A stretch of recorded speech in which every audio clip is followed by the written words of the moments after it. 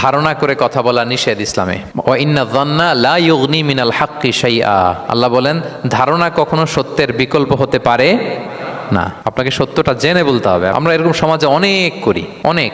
আপনি পাবেন, ধরেন যে আপনাকে আপনার এক বন্ধু দেখলো, রিক্সা দিয়ে যাচ্ছেন, আপনার পাশে এক নারী বসা, তো সে অনেক কিছু খারাপ ধারণা করতে পারে। এরকম হয় না সমাজে? তো এমন হতে পারে যে আপনি আপনার ছোট বোনকে নিয়ে বেরিয়েছেন, হতে পারে না? কিন্তু আপনি তো একটা ধারণা করে ফেললেন অন্য কিছু।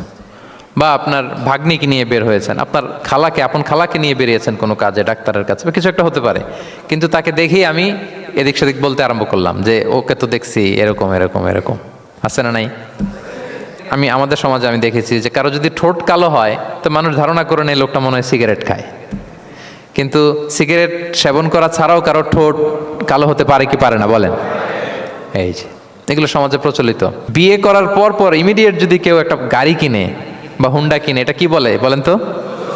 এই